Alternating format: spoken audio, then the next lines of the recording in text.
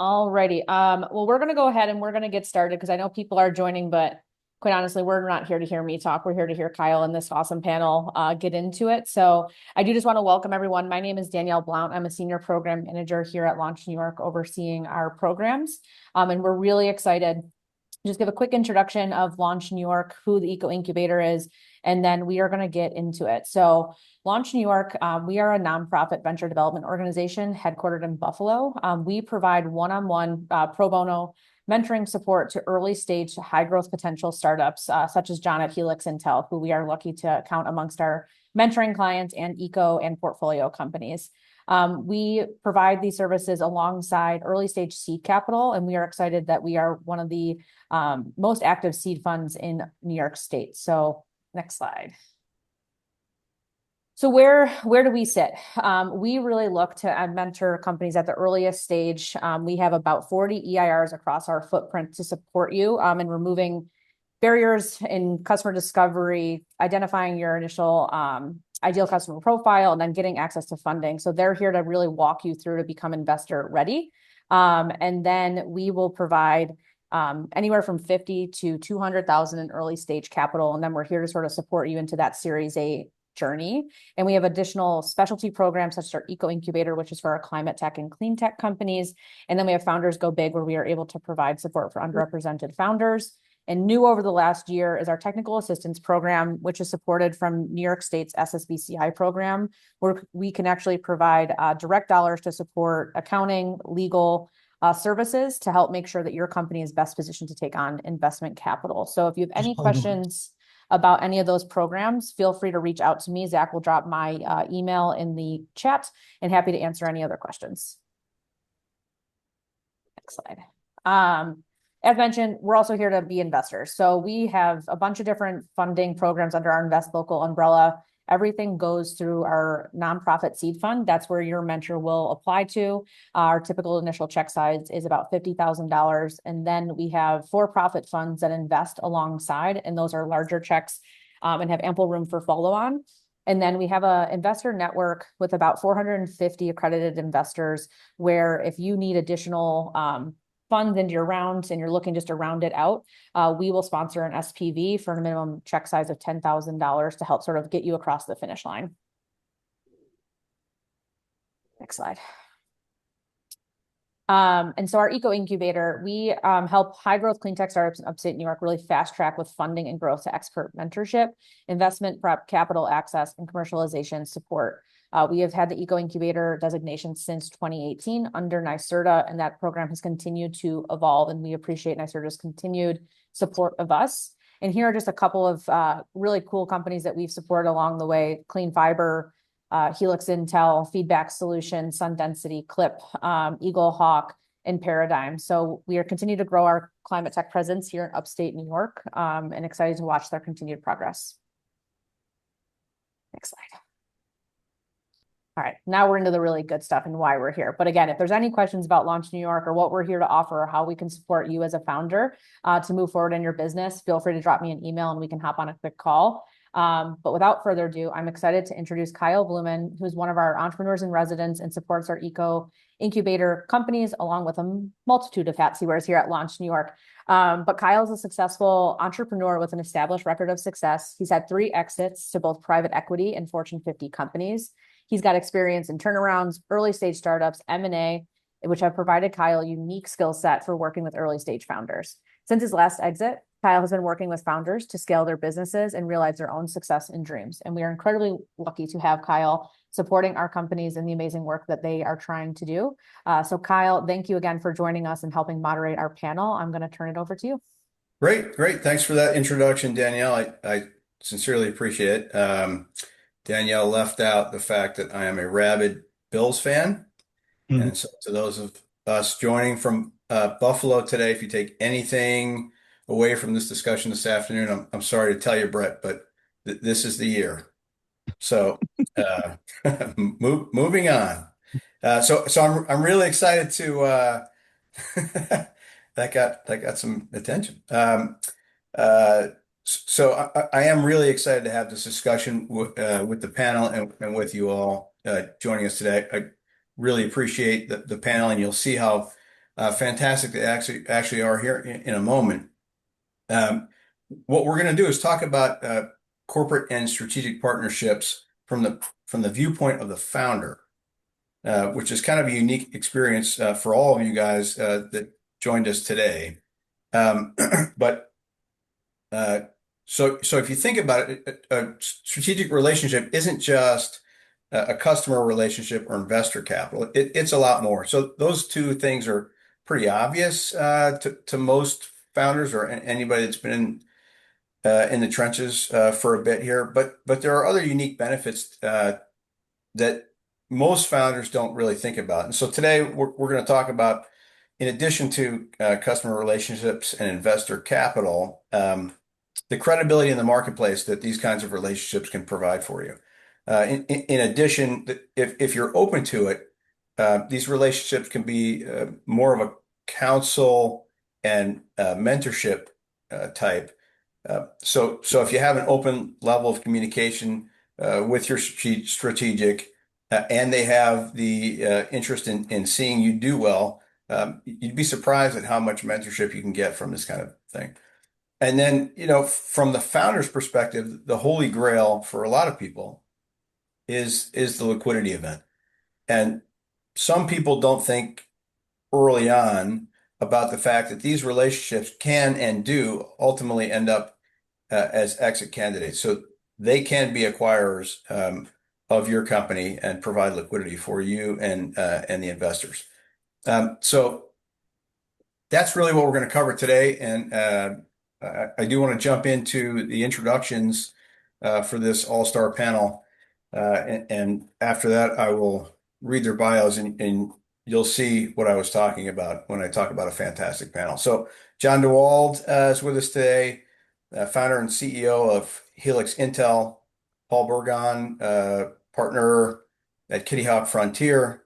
Mitch Gaynor, Director of Investments at NextEra Energy, and Brett Chandler, Vice President of Business Development at National Grid Partners. So I am going to read these bios. They're pretty significant. That's because these guys have unbelievable resumes. So first up is John. John DeWald is founder and CEO of Helix Intel, a Buffalo-based insurtech backed by Munich Re, HSB, and National Grid Partners.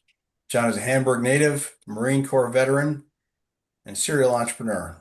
Helix Intel is his fifth company. His fifth company.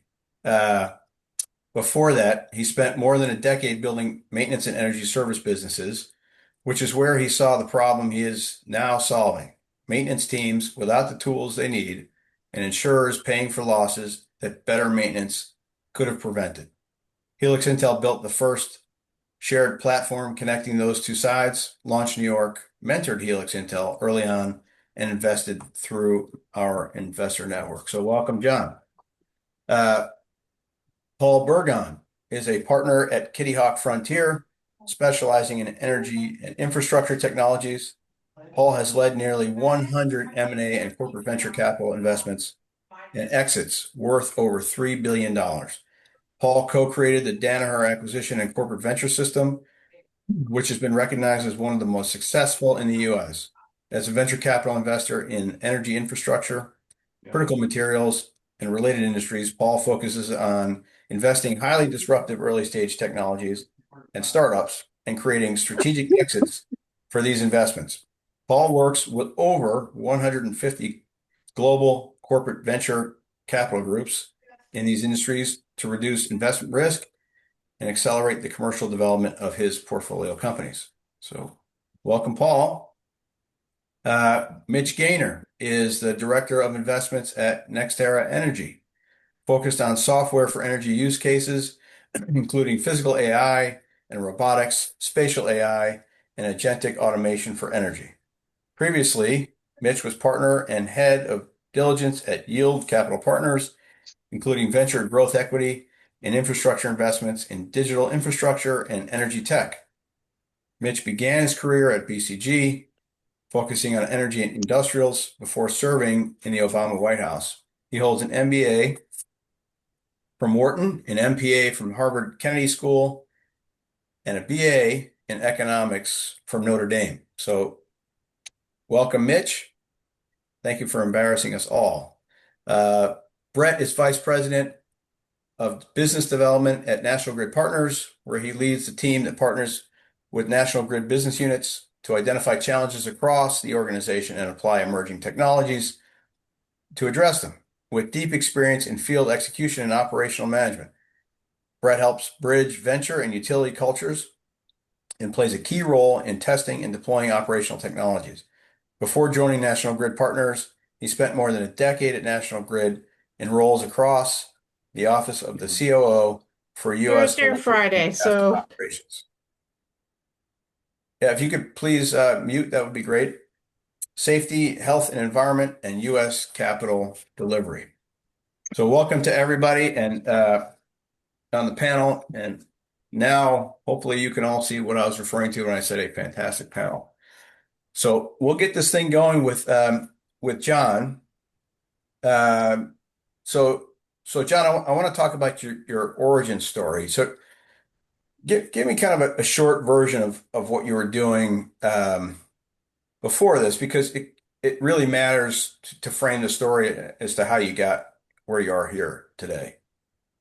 Yeah, sure, Kyle. Not a problem. So, my background comes from, building service companies that provide value to properties. Started out building an energy services company. So think of structured finance of energy assets, infrastructure at a property, taking from that to operations and maintenance of the buildings, uh, building a federal dealership for Ingersoll Rand. And so when you think about the experience that I've had, it's building blocks around servicing and working within the physical buildings and the maintenance teams directly. Okay, so obviously there was an evolution to that entire process, as there is with every early stage company that scales. So take us to the moment where you knew there was a company there. So what kind of gave you that idea, and how were you able to figure that out? Yeah. So for me, there's obviously like a series of moments building, but the one that I was like, hey, this is really an opportunity and something to jump on was we were deploying $25 million dollars into a, a fairly large university. And so in the structured finance world, what that means is that we're going to come in and we're going to upgrade your HVAC, your boilers, chillers, put on site power on, all these different types of assets. But then there's a performance guarantee tied to it. And as the, as the developer of the project, we bring in a whole bunch of different parts of it, but it's still the expectation in many cases of the facility themselves to run the equipment, right? And when they run it and it hits the performance, then the savings is greater than the cost, and so it's net neutral and everyone's winning. Um, but a key component of running any facility is the operational software itself. The maintenance management system, the work order system, asset management, you go through the list, capital projects planning, all of those tools ensure that you are effectively running all of the equipment. The bigger the building, the bigger the campus, the more complex it gets. The more people you have, the more complex it gets. And in a meeting where we were getting fairly, we were getting far along on setting up the deal, to the point where the banks were involved. Everyone's already kind of getting ready to cut a ribbon. The CFO walked in and said, "Hey, we got to save money, and we're going to remove or cancel two options. You can either remove or cancel the maintenance management system, right? Which, by the way, that's a key component of how we underwrite this deal, or you can get rid of Bob." Now, the problem is, and everyone knows in the maintenance world, they're down five Bobs already. And so there's no scenario where if you need 10 people and you have five, you can go down to four, which meant that they had to get rid of the maintenance management system. And for me, that is just completely unacceptable. And I felt really doing a disservice to the operations and maintenance teams. And it immediately led me to saying, hey, there's an opportunity here. If we can figure out how to deliver that system and remove the cost from it, we can make a business here. Okay. So was there any progression? Was it a quick progression on the backside of that? Because Um, ultimately you ended up bringing insurance. So maybe you can bridge the gap here to talk about yeah. how that actually happened, because it's not very clear, at first blush, that insurance even plays into any of this. Yeah, no, that's for certain. And I wish that I could tell you because it probably would have saved me a few years that I have deep insurance experience. But for sure do that. And it's an evolution, right? And so I always believe the first thing when starting a company is that you have to have a mission that goes beyond just what you're trying to sell product wise. Our mission was removing costs from the operational side of running the day to day of a building. And there's a lot of reasons behind that, but when you can remove costs, more things can get done, obviously, while still delivering the value.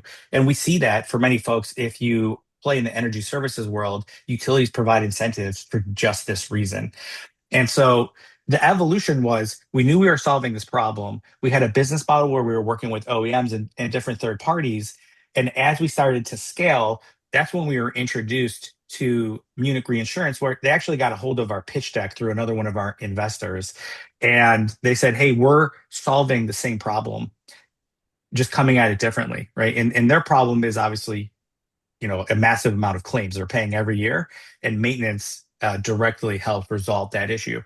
And so it was really just a building block of, them saying, "Hey, we're solving the same problem," to then working with their team to understand how their approach is, what our approach is, and then ultimately it was aligning to say we have the same mission, and let's start with figuring out how to build it together. Part of that came with investment, but part of it came with making sure that we had the right corporate partnerships, very similar to the relationship that we have with National Grid, where they're invested in actually supporting you to figure out what you're trying to do. And then from there, it was honestly like 3 to 4 years, and we're still in a learning phase as far as every day I learn something new about insurance. It's a massive industry, but Yeah. we have enough traction now and enough growth where we've really positioned ourselves as the market leader in the industry.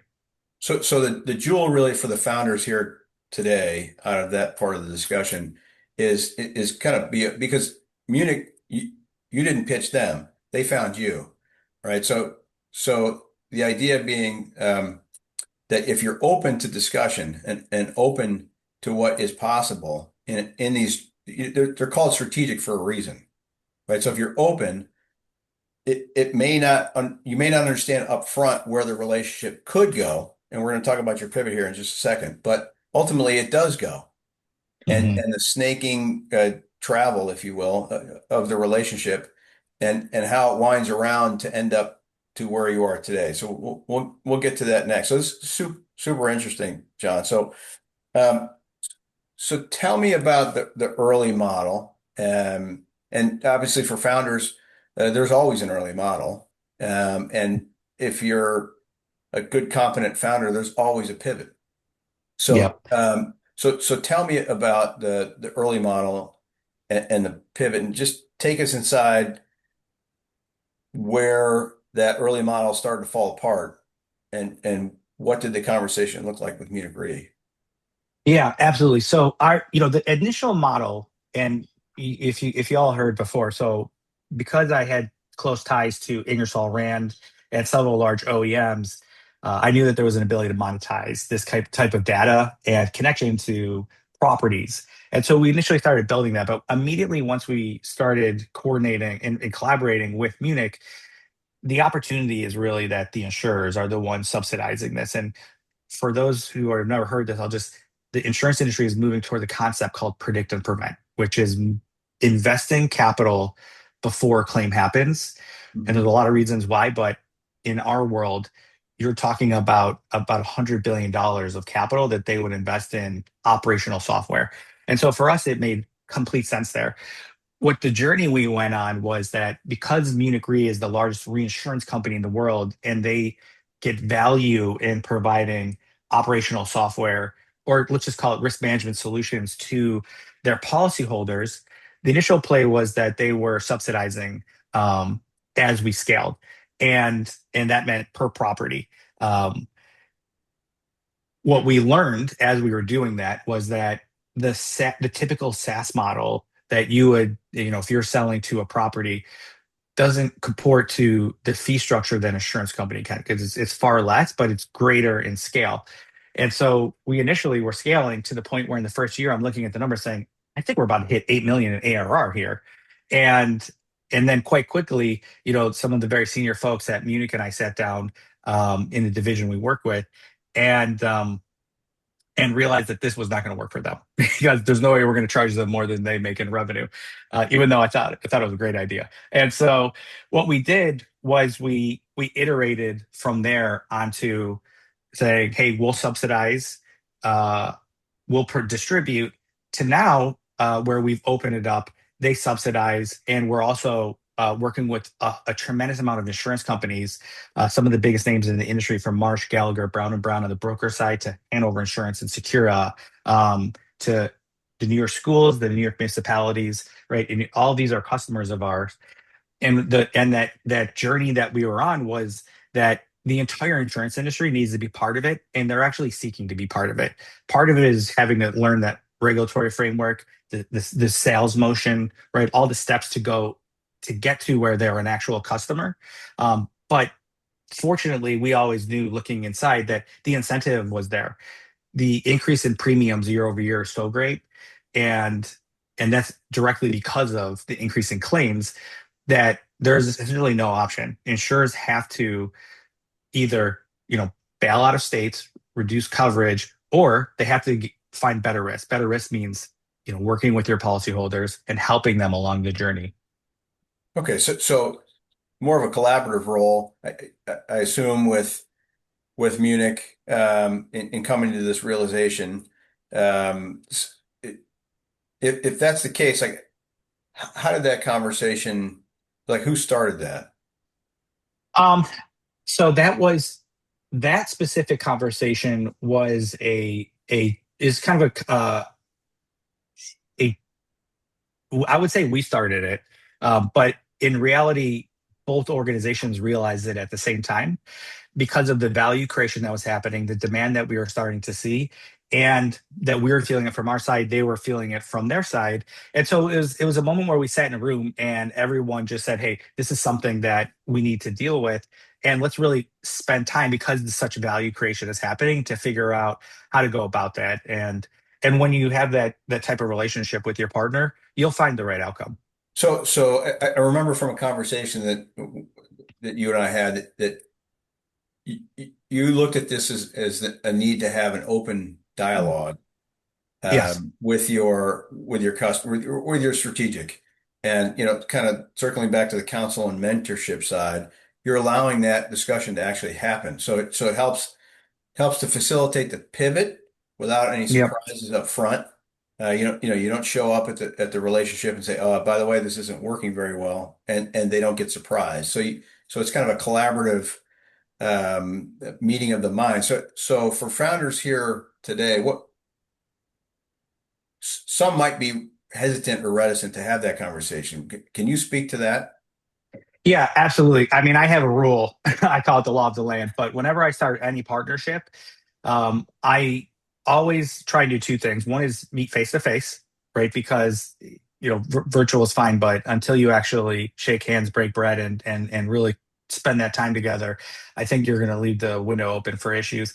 And the other thing is, I always tell them that I understand, especially when you come from a large business, that you're cautious to give feedback, right? You're cautious to say something that may hurt someone's feeling, whatever it may be.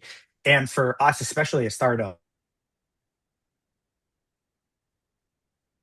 that can be a hindrance is, if you can be transparent with me and just say it like it is.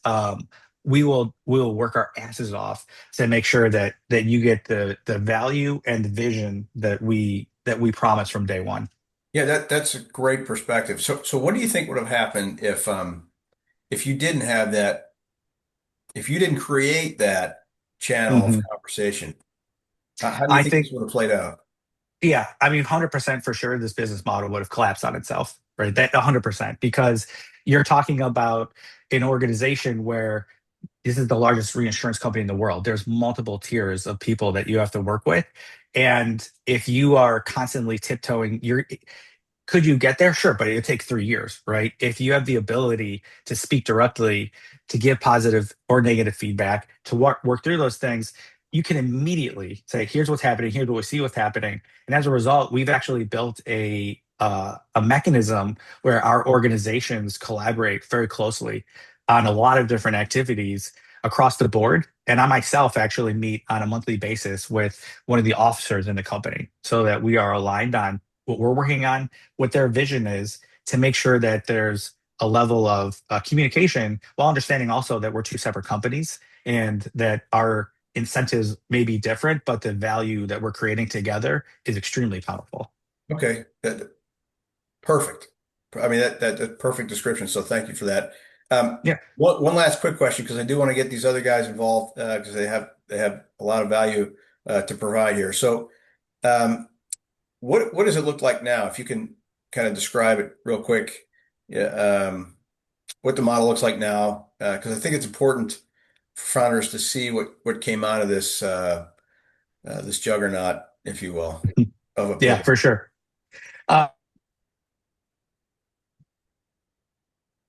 so our model is event, and this is the operational system to help insurers manage their risk proactively. Sounds like a little word soup, but I'll explain it very simply. We created a model where we go and negotiate subsidies with the insurance companies to pay for our operating system, or we've now been rolling this out, any operating system, right? We pull that data into our platform, we build a risk model around it, and then we help push direct insights, whether it be to insure the property to try and get ahead of claims or figure out other ways that the insurance company can help. Some of that will come in the form of cost savings, like you see here, paying for a system. Some of it will come in the form of premium reductions. We are actually in the midst of probably 2 weeks out, 3 weeks out from having our first customer receive a 25% discount on their premium for utilizing our system, which means you're talking about a couple $100,000 of cash back in their pocket. And then ultimately, there's a whole lot of other ways that value creation can happen. Um, but it's really that bridge of we own that relationship directly between the insurance company and the maintenance teams, the risk managers. We give them that bridge. And when they can communicate and collaborate, which they've never had, now you actually see proactive risk management happen. And I'll end on maybe one piece, which is our North Star, and mine personally is, and anyone who follows me will know, we have a massive problem around the world. Deferred maintenance is an absolute disaster. United States, we're at $9.1 trillion. There's a direct correlation between deferred maintenance and claims, and deferred maintenance is growing as fast as claims are growing. And so we have to get ahead of this. The infrastructure we have is crumbling. It's something like 75 trillion globally. And so for us, everything that we're building, right, that is our North Star to know not only are we building the right product, we're iterating on it, but the incentives are aligned across the entire ecosystem. And when you can do that, to your point, then we can build the juggernaut we're working on. Fantastic. A great story. So thank you for that insight and congratulations on all the Thank you. success. It's great to hear. As I said at the outset, I'm trying to give founders a look behind the curtain that they may not actually have access to. So I want to turn to the investors now. Um, I'm going to direct this one to Paul. So Paul, from the investors seat, what tells you a startup is actually ready to engage a corporate partner versus not being ready at all? Sure. There's a couple of key things. First of all, almost all corporate partners do not want to engage in a lab experiment, right? They are looking for commercialization opportunities that are very specific, either within the company themselves, and how can we use this to become better? How do we use this as a competitive edge with internal use? Or how do we bring this to the market and to our customer set? And most corporate partners that I know have like zero interest in helping you get through the lab stage. They want something that is actionable, usable, and can take to the market right away. So that's number one. Your product, your service has to be ready for the market. Number two, the company needs to have the bandwidth, the capital, and the ability as a company to work with a partner for a couple of years, right? This is not corporations move slowly. I can't emphasize that enough. It is going to be a slow slog. Think of it as like you're the mouse, you're the rabbit, they're the elephant. Massive resources, massive global scope, but they will move slowly. They're not gonna move as quickly as the rabbit like you are as a startup. So you have to be in it for the long term. You have to be able to survive the long term. You've got to have the balance sheet. You've got to have the investor partners. You've got to have the ability to work with a large corporation where you're going to be dealing with purchasing department. You're going to be dealing with legal. You're going to be dealing with the operational team, and you have to be mature enough to be able to work with a large corporate partner. And you have to be aware enough that it's going to take time. They're going to disappoint you on the timeline, probably multiple times, but it is what it is. The journey of working with the corporation in order to get mentorship and the resources of sales, R&D, channels, supply chain, logistics, it's worth it, right? But it's an investment in time and capital and effort, just like anything else is. Okay, fair, fair. That's great insight. So who would you say is not ready yet? Um, What in your experience, what have you seen that this is not going to work? there's kind of a profile of a startup that I've seen a lot. It's like they think it's all about them. They think their technology is the most important thing and exciting thing in the entire world. And they don't understand why everyone isn't just falling at their feet to be able to do this. And it's all about them, right? Me, my tech, my tech, my tech. And if you guys don't get it, you're just dumb, right? Or if you can't move quickly enough, then you're just dumb, right? That kind of startup is not Fair. Yeah. it's never going to work. And frankly, they're going to offend and drive away their corporate partner very quickly. Yeah, really valuable. That makes total sense. And I see John smiling as you're describing that. There's a So lot of people on this call smiling. so for Mitch and Brett, I want to turn to you guys, and you can answer this in any order. So somebody just jump in first. So when your venture arm looks at a partnership with an early stage company, what are you evaluating beyond the technology itself? I think kind of Paul may have started to lean into that a little bit. Yeah, I'm happy to go first, and then Mitch, you can come in Right. and add your perspective. But yeah, I think technology is obviously one part of the investment case. As a corporate venturing arm, we're underwriting the same things that any venture investor would. Things like quality and adaptability of the team, market size and timing, the strength of the business model, the company's technical differentiation, and whether or not there's a credible path to a venture scale outcome. But again, as a corporate venture investor, we add one more lens to that, which is strategic relevance. We're assessing whether the technology or the company is solving a real problem for utilities in our case. And do we have an advantage because National Grid sees that problem up close? And I think for me, the strongest opportunities sit at the intersection of all of that, where you've got a great team going after a large market with differentiated technology, where we can help validate the need and support adoption and still see a path to strong financial returns and an exit potential. So Brett, the takeaway from what you're talking about really could end up being customer discovery on steroids for a founder. Like immediate. Absolutely. Yeah. Yeah. Okay, great. Great. And how about you, Mitch? Yeah, I completely agree with the list Brett gave, especially around, the kind of more traditional investment metrics. The two things I'd call out in particular that I think we most often see as a misstep. The first is around competition in the market. You guys should know who all your startup competitors are. I'm surprised when that isn't always the case. And in particular, you are not just competing against startups, you're competing against every legacy company out there. If you're doing something with the distribution system, GE is probably your biggest competitor. And so knowing what their products are and their roadmap, because that's what's on the customer's mind every day, those are the types of vendors they're traditionally talking to. The second is echoing what Brett said around, demonstrating clear strategic value.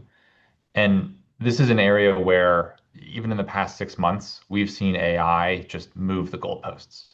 It used to be you could come in with a really good story and get a 6 month paid pilot. Now we're seeing teams come in and especially for software or software with light hardware solutions, demonstrating real things in our environment in under 4 days. Because that's how quickly their software solutions are able to customize to what we need. And so these are kind of two areas where we often see missteps. One that's a little less common, just as a good warning, is on traction.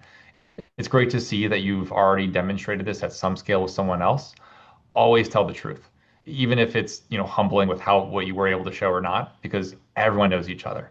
When someone says, "Oh, we demonstrated this in X facility in Georgia," our team at FPL, they know the people that run that plant and they gave them a call, right? And so just always know that these people have known each other for decades, and that's who you're selling to. Yeah, that's great insight. And it kind of ties into what John was talking about with that open line of communication.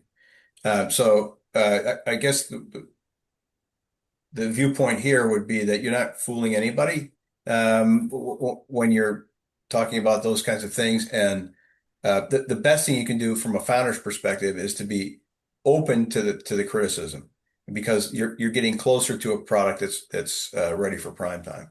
So Mitch and Brett, thanks for that great stuff. I'm gonna stay with you guys for a second here because you're both on separate sides of the energy business to a certain extent. So grid infrastructure and generation, and anybody can jump in here first. So does that change what each of you look at, for a startup partner? And I guess I would add to that, does AI change any of that? Because it's moving so fast, and from an investor perspective, that's changing a lot of stuff too.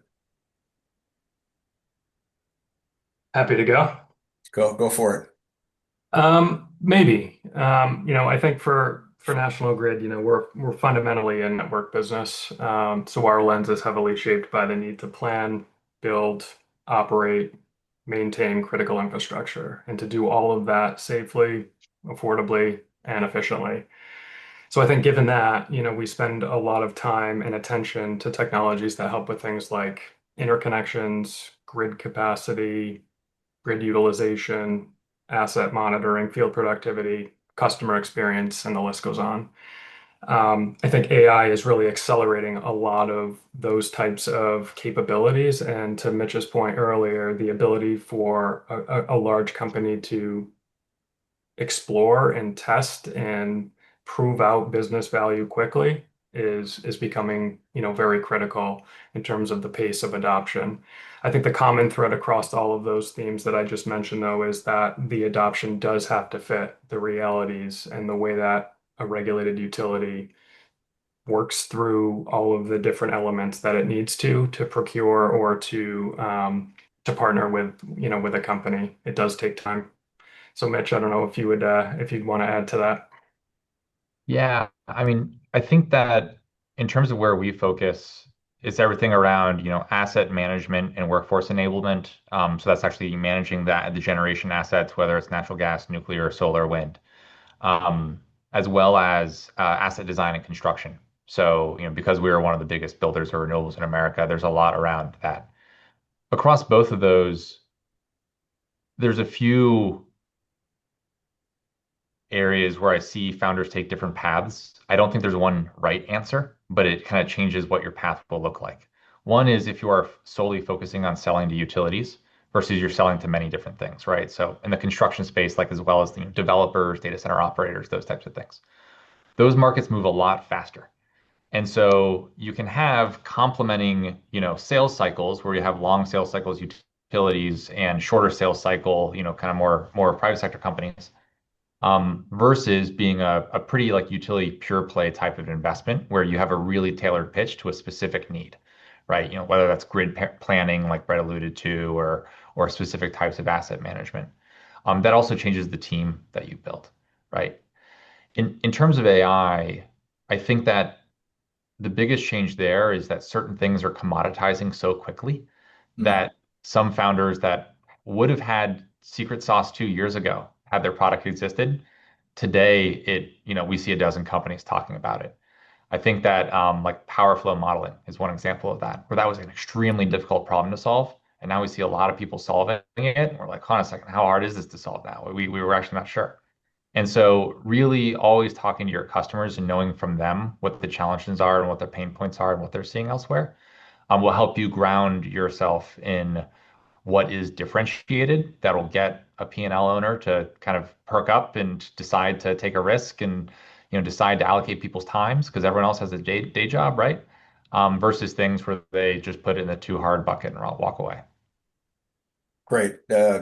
Super insight, Mitch. And taking a risk is kind of an interesting viewpoint for the founder that they may not think about. So when you're approaching strategics, corporates, uh, whatever decision they make in the capacity that they have and in control, they're taking a risk because it is an early stage investment, and so they try to make the best educated bets that they can. So just keep that in mind as well. So I'm gonna move to all three of you guys, Paul, Brett, and Mitch. The biggest mismatch you've seen between founders, what founders think a corporate partner wants, and what corporates actually want. And maybe some of that is the me stuff that Paul was talking about. But any other light you can cast on the mismatch in needs. If I can just follow up real quick on your last comment in the conversation here with Mitch and Brett.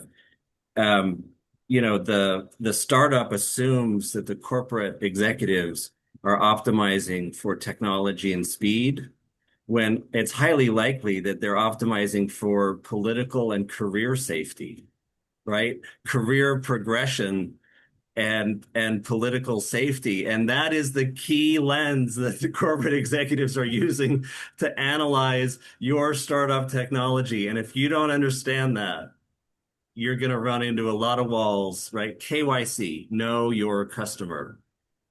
And the hidden lens that I would say the vast majority of startups do not understand is that political and career safety is the number one issue, and technology and innovation and market share is number two. Also bonuses, right? If they have to write this thing off, does it affect their bonus? Did they lose their bonus for the year? If they lose their bonus for the year, they're going to be extremely risk adverse with your technology. It just is. It's not good or bad. It just is.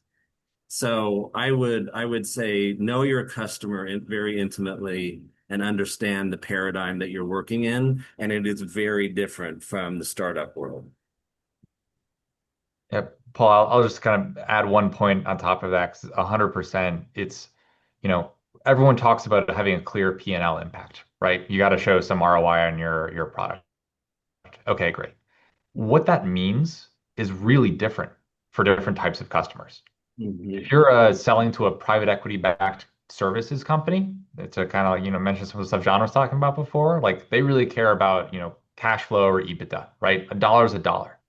That's very different than a regulated utility, especially one that's regulated on capital deployed.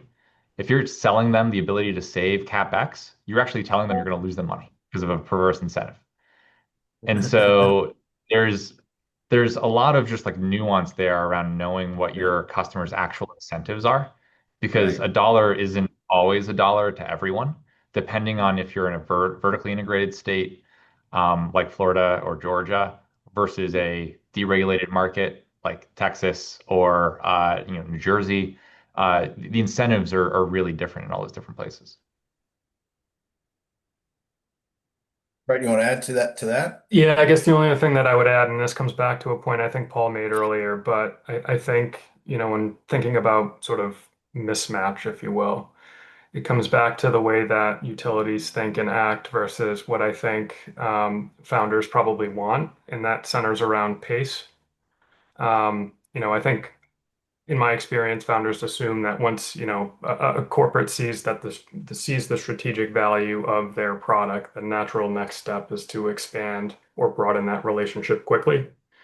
Either across additional use cases or business units or geographies or what have you. And I think that's understandable, but corporates and especially utilities often need to start with seeing flawless execution in a smaller initial deployment, build some confidence before they're willing to expand commercially. So it is sort of baby steps initially in terms of proving the value, demonstrating execution, making that initial executive sponsor look good, back to the points made earlier, before you can start to think about, what an expansion might look like. I think oftentimes that conversation or that thought happens very early in the relationship. And I think that's, back to the point of the question, I think that's where there can be some mismatch between expectations. It's better to set those early. The, the question of is maybe are you a reliable partner? Maybe much more important than are you a highly disruptive high tech partner, right? Are you a reliable partner for this organization is probably one of the most important things you've got to solve for, and most startups don't realize that. Yep. Well, this is all fantastic insight, and a fantastic conversation today. I'm going to move to wrap this up a little bit in the interest of time because we do want to get some Q&A here, and we have 13 minutes left. So if you guys can kind of create this as a bullet round, we can move quick. We can do this in about 5 minutes. So from a customer relationship standpoint, John, your partnership with Munich eventually became your exclusive customer relationship. How do you know when the partner is turning to a customer versus staying just a channel? And if you can keep this pretty short, that'd be great. Yeah, I mean, I would say that for us, it was when their customers, because reinsurers are in the business of selling services to insurance companies, were demanding our services, and everyone was working to figure out how to implement it quickly. And so when that moment happened, they immediately were a customer to us. Okay. And so shifting to Mitch, when capital comes from a strategic or corporate rather than traditional VC, and you kind of touched on this a little bit, is there anything in terms of that's different around strings attached that founders should know about going in? And again, just a quick, concise answer would be great. Yeah, just know what type of strategic investor you're dealing with. Some are more strategically incentivized, some are more financially incentivized. Some require a business unit to work with you, some don't require that. And so it really depends on who the partner is. But it's around asking them what they need in order to get a deal done early on that'll help you guide that roadmap. Okay. No, that's great. And for Paul, um, John mentioned, having major industry names behind him changed how the market saw him. From the investor side, how much does a founder's list of strategic partners um, actually factor into your due diligence? I mean, look, it's important in that, if a startup comes to us and they don't have any relationships versus somebody that has a half a dozen, and we can actually have a conversation and say, what does that mean? You've had more than one meeting? Okay, good. What does that mean? To describe the depth of your relationship. That's important. But at the end of the day, the logos are only a proxy for the end result of a Yeah. strong commercial, successful relationship that's profitable and worthwhile for both parties, right? Yeah. Yeah. So it's a leading indicator. It's not the answer. Sometimes startups think that it is the answer. It's not the answer. It's a proxy of initial progress only. Okay. Um, Beautiful. And so Brett, on the counsel and mentorship side, John talked about giving Munich Re permission as far as a two-way street conversation. So from the corporate side, what do you see makes a founder coachable, and what makes them hard to advise? I would say intellectually curious without being indecisive, strong convictions, willing to update those convictions when presented with new information, feedback, market realities. And I think it's important to call out they can separate the criticism of an idea Yep. from criticism of themselves. I think Hmm. on the flip side, those that become overly attached to a solution or a vision or a narrative, even when, again, to the point around information pointing in a different direction, those tend to be the hardest to advise. Um, Across both groups, though, I think humility, self-awareness, resilience, willingness to learn are usually strong indicators of coachability than just experience alone. So, Okay, yeah, that's great insight into that. Last one here for Paul around potential exit candidates. So, should a founder ever think of a strategic as a future acquirer? And I know it happens frequently, but if so, in your mind, how early is too early to start that conversation? And we'll pivot to Q&A after this. Yeah. Um, just really briefly, the short answer, absolutely. As a possibility, yes, absolutely, right? That's the whole point is you build relationships and then hopefully those relationships build into where they are relying on the startup.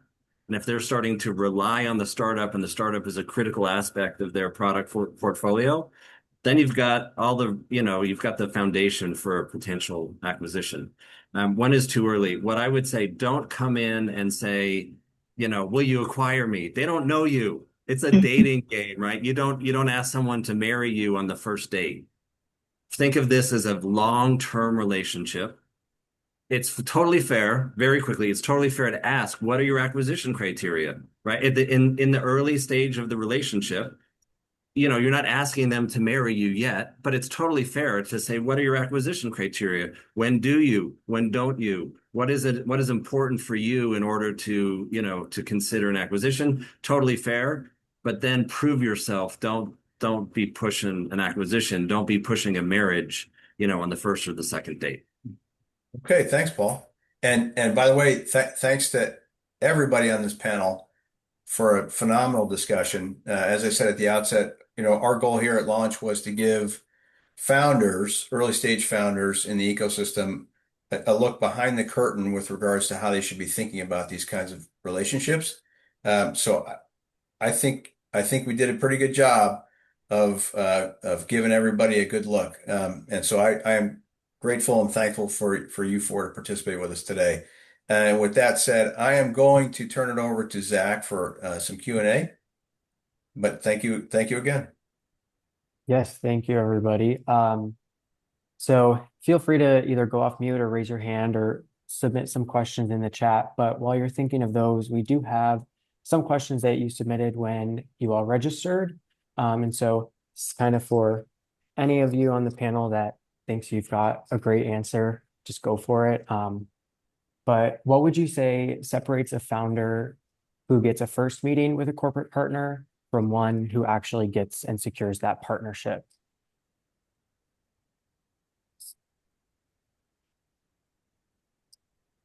I'll really quickly, I would say make a proposal. Say we've done research on you.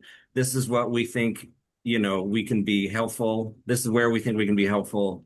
We have done some research, we've done a little bit of work, we've talked to people in the industry, and we think we can be really valuable here, and here, but we'd love to talk to you about it. Yeah, I would add. Don't come in and say, hey, do you want to talk about ideas? Make a proposal. Yeah, the specific value proposition, just like Paul is saying, and that backed up with something that's really hard to do. There's a lot of stuff that we get pitched where a lot of people can do it. Like, why you? Why does it have to be your tech? Why can't anyone else do it? That's an important part as well. Mm-hmm. Awesome. And then we have another. So what are some of the biggest mistakes that you'll see founders make when they're approaching potential corporate partners?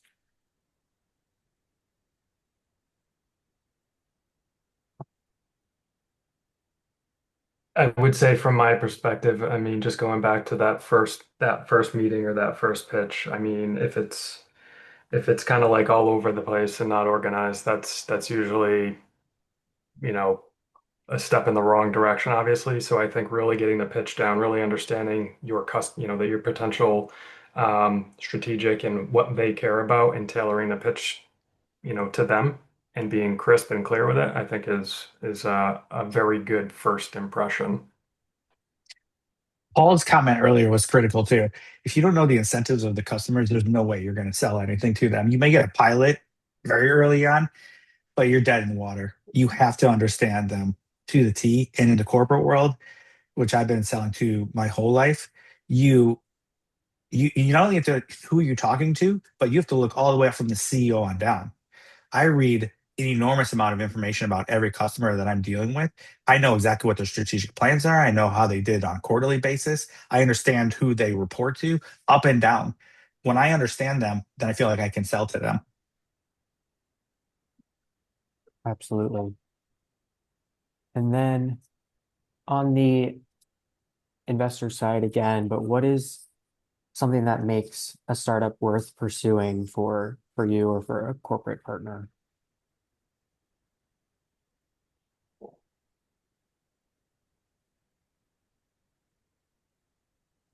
Any takers? I think it was what Brett and Mitch were just saying. Is it hard to do?